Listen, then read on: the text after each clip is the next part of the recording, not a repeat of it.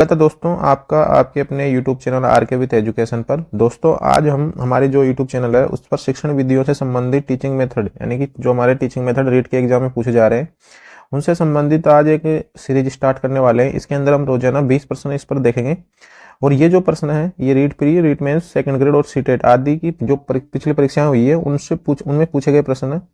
तो आप ये ना सोचें कि ये कौन से सब्जेक्ट के लिए है, कौन से सब्जेक्ट के लिए नहीं है, लेवल 1 के लिए है, लेवल 2 के लिए। ये जो आप प्रश्न करेंगे हम इसमें, ये सारे जो सब्जेक्ट है उन सभी के लिए है। और इनमें जो कॉमन टॉपिक है जैसे मूल्यांकन हुआ, शिक्षण सहायक सामग्री हुई, भाषा की प्रकृति हुई, ऐसे वाले जो टॉपिक है जिनको मतलब सभी के लिए उपयोगी होते हैं उन्हीं प्रश्नों को इसके अंदर शामिल किया गया है। तो हम जानते हैं कि हमारे जो रीट का जो सिलेबस है उसके अंदर 50 नंबर के हमारे टीचिंग मेथड आते हैं और 30 नंबर की हमारी आती है साइकोलॉजी। तो 50 नंबर के किस प्रकार से आते हैं, तो 50 नंबर के इस प्रकार से हैं। जैसे भाषा में आता है, भाषा प्रथम में आएंगे लगभग 15 क्वेश्चन, मैक्सिमम 15 क्वेश्चन आते हैं, ये मिनिमम 12 क्वेश्चन और मैक्सिमम आते हैं 15 क्वेश्चन। तो 15 इसमें हो गए और भाषा फर्स्ट में हो गए, भाषा सेकंड में भी 15 क्वेश्चन आपको देखने को मिलेंगे। इसके अलावा जो अपना मेन सब्जेक्ट होगा 20 प्रश्न उसमें देखने को मिलेंगे। तो इस प्रकार ये 50 प्रश्नों का हमारे पास में एक मैटर तैयार होता है और काफी ज्यादा मार्क्स है शिक्षण विधियों के। तो हम आज का पहला प्रश्न देख लेते हैं। तो पहला प्रश्न आज का है, उससे पहले यदि आप हमारे YouTube चैनल पर पहली बार विजिट कर रहे हो तो YouTube चैनल को सब्सक्राइब जरूर कर दें। और अगर इन प्रश्नों की PDF आपको चाहिए तो यूट्यूब टेलीग्राम चैनल है हमारा आरके विद एजुकेशन, उसको ज्वाइन जरूर कर लें। तो देखते हैं आज का पहला प्रश्न। पहला प्रश्न गणित की प्रकृति से संबंधित है। उसका गणित प्रश्न नंबर 1 दे रखा है, गणित की प्रकृति के संबंध में कौन सा कथन सही नहीं है। ऑप्शन 1 दे रखा है ये निगमनात्मक विज्ञान है। ऑप्शन 2 दे रखा है गणित तार्किक विचारों का विज्ञान है। ऑप्शन 3 दे रखा है गणित में मात्रात्मक तथ्यों और संबंधों का अध्ययन किया जाता है। ऑप्शन 4 दे रखा है गणित विज्ञान की क्रमबद्ध, संगठित तथा यथार्थ शाखा है। ऑप्शन 5 दे रखा है अनुत्तरित प्रश्न। तो गणित विज्ञान की क्रमबद्ध और संगठित यथार्थ शाखा है, बिल्कुल सही है। गणित में मात्रात्मक तथ्यों और संबंधों का अध्ययन किया जाता है, ये बात भी बिल्कुल सही है। गणित तार्किक विचारों का विज्ञान है, ये बात भी सही है। यह निगमनात्मक विज्ञान है, तो यह निगमनात्मक नहीं, ये आगमनात्मक विज्ञान है, आगमनात्मक विज्ञान है। तो इसका जो सही आंसर रहेगा वो रहेगा ऑप्शन नंबर 1। सही कथन नहीं पूछा था हमसे, तो इसका ऑप्शन नंबर 1 सही नहीं है क्योंकि गणित आगमनात्मक होता है। इसके बाद में प्रश्न नंबर 2 हमारा है, प्रारंभिक कक्षाओं में प्रयोग की जाने वाली पाठ्य पुस्तकों की शब्दावली किस प्रकार की होनी चाहिए। ऑप्शन 1 दे रखा है असीमित, ऑप्शन 2 दे रखा है सीमित, ऑप्शन 3 दे रखा है विशिष्ट, ऑप्शन 4 दे रखा है कठिन, ऑप्शन 5 दे रखा है अनुत्तरित प्रश्न। तो ये प्रश्न तो आपकी समझ पर आधारित है कि प्रारंभिक कक्षाओं में जो किताबें पढ़ाई जाती है उसकी जो शब्दावली होती है किस प्रकार की होनी चाहिए, सीमित होनी चाहिए। अगर असीमित होगी तो बालक उनको पढ़ने में थोड़ा सा असमर्थ हो जाएगा। तो सीमित उनकी शब्दावली होनी चाहिए। ऑप्शन नंबर इसका 2 सही आंसर रहेगा। इसके बाद में अगला प्रश्न हमारा, अपारदर्शी पदार्थ के छोटे छोटे रूपों को बड़े पर्दे पर बड़े आकार में प्रक्षेपित किसके द्वारा किया जाता है। ऑप्शन 1 दे रखा है माइक्रोस्कोप, ऑप्शन 2 दे रखा है कैमरा, ऑप्शन 3 दे रखा है एपिडाइस्कोप, ऑप्शन 4 दे रखा है ओवरहेड प्रोजेक्टर, ऑप्शन 5 दे रखा है अनुत्तरित प्रश्न। तो माइक्रोस्कोप, कैमरा, एपिडाइस्कोप और ओवरहेड प्रोजेक्टर पूछा है कि अपारदर्शी पदार्थ के छोटे छोटे रूपों को पर्दे पर बड़े आकार में प्रक्षेपित किया जाता है, किसके द्वारा किया जाता है, ये हमसे पूछा है इसके अंदर। तो इस प्रश्न का जो सही आंसर रहेगा, अपारदर्शी पदार्थों के छोटे छोटे रूपों को पर्दे पर बड़े आकार में प्रक्षेपित किसके द्वारा किया जाता है, तो उसका सही आंसर रहेगा एपिडाइस्कोप। एपिडाइस्कोप।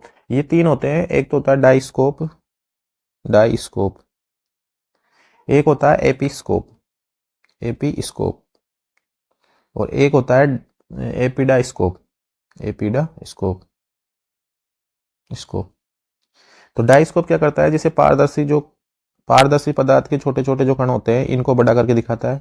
एपीस्कोप होता है अपारदर्शी को दिखाता है और एपिडाइस्कोप पारदर्शी व अपारदर्शी दोनों को दिखाता है।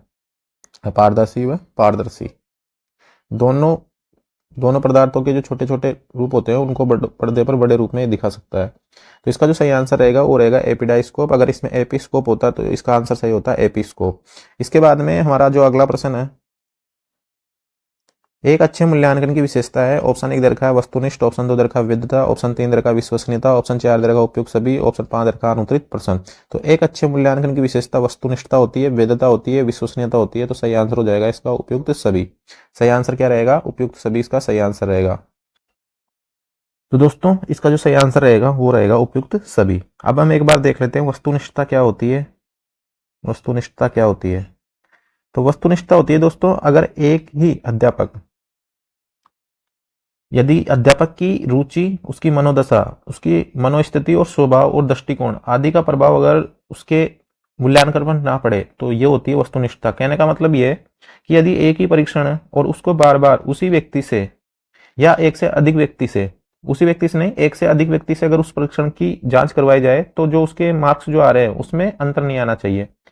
तो ये होता है दोस्तों वस्तुनिष्ठता। इसके बाद में एक दे रखा है वैधता।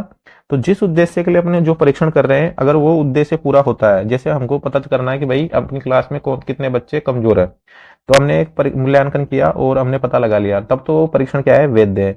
और अगर ऐसा नहीं हो पाता है तो वो परीक्षण वैध नहीं है। इसके अलावा एक है विश्वसनीयता। विश्वसनीयता क्या होता है कि किसी परीक्षण को कितनी शुद्धता से लिया गया है, यानी कि अगर एक से अध्यापक एक से अधिक अध्यापक अगर विभिन्न परिस्थितियों में जांचने पर उसके अंकों में परिवर्तन नहीं आता है तो वो क्या होती है, विश्वसनीयता होती है। तो इसका सही आंसर रहेगा ऑप्शन नंबर 4। वस्तुनिष्ठता। वस्तुनिष्ठता में होता है एक से अधिक टीचर। यदि एक परीक्षण को एक से अधिक टीचर के द्वारा जांच किया जाए और उसके नंबरों में कोई फर्क नहीं आए तो वो तो हो गई वस्तुनिष्ठता।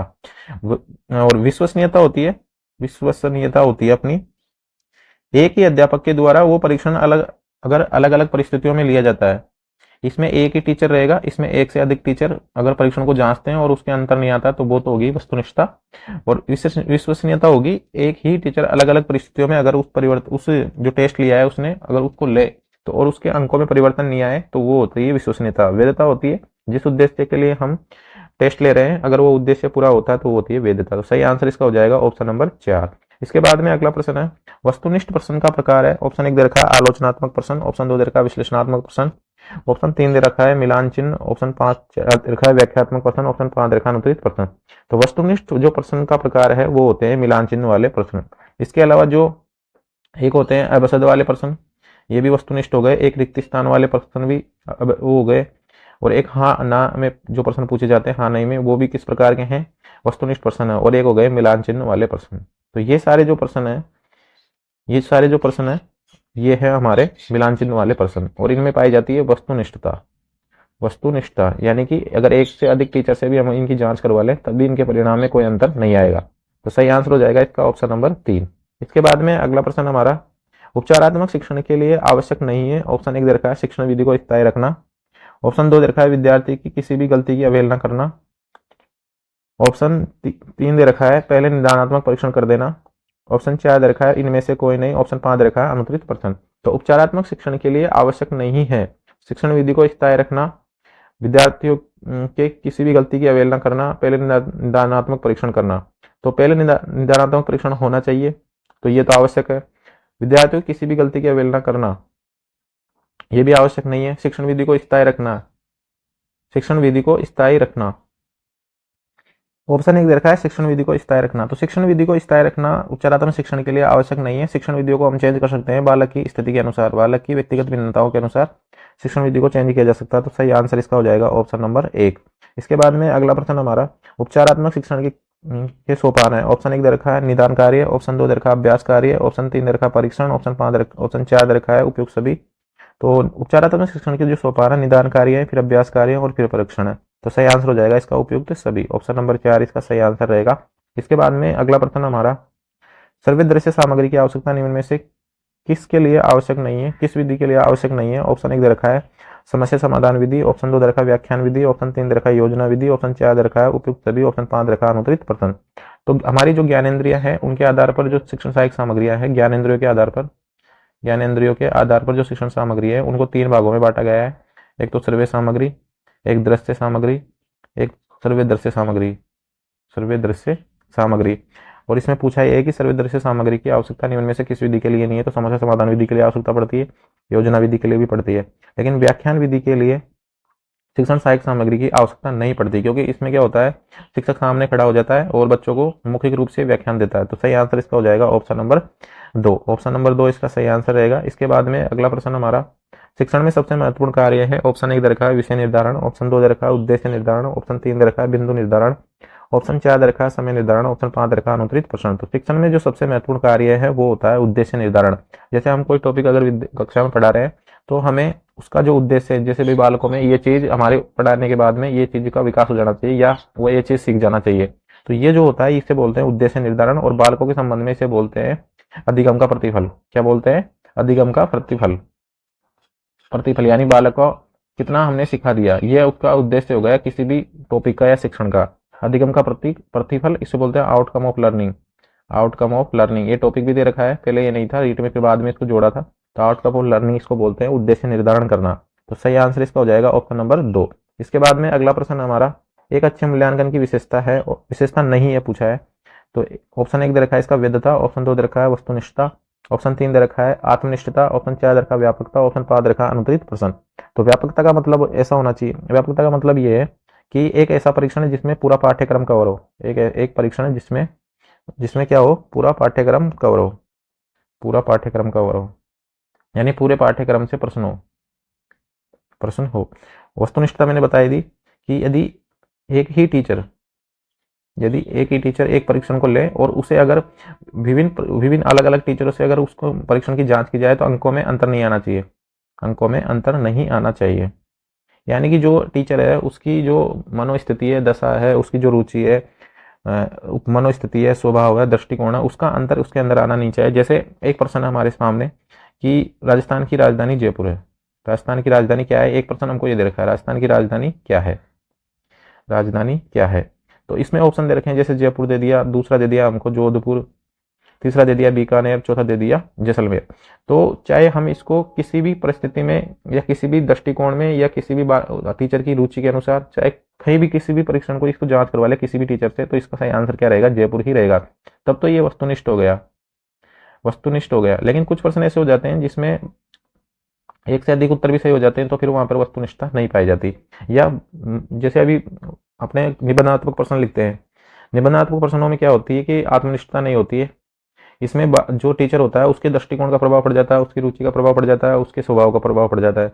वैधता क्या होती है कि परीक्षण को कितनी शुद्धता से लिया गया है, यानी कि जिस उद्देश्य के लिए लिया गया है उस उद्देश्य की पूर्ति हो रही है या नहीं हो रही है। और आत्मनिष्ठता मैंने बता दिया, आत्मनिष्ठता निबंधात्मक प्रश्नों में ज्यादा पाई जाती है। तो सही आंसर इसका हो जाएगा ऑप्शन नंबर, जो अच्छे मूल्यांकन की विशेषता नहीं है, ऑप्शन नंबर 3 इसका सही आंसर रहेगा। इसके बाद में अगला प्रश्न हमारा, बुलेटिन बोर्ड है, ऑप्शन 1 दे रखा है सर्वे सामग्री, ऑप्शन 2 दे रखा है दृश्य सामग्री, ऑप्शन 3 दे रखा है सर्वे दृश्य सामग्री, ऑप्शन 4 दे रखा है कोमल सामग्री, ऑप्शन 5 दे रखा है अनुत्तरित प्रश्न। तो बुलेटिन सामग्री जो है, बुलेटिन बोर्ड जो है वो है दृश्य सामग्री जो स्कूलों में लगा होता है, जिस पर विभिन्न प्रकार की सूचनाएं लगाई जाती है।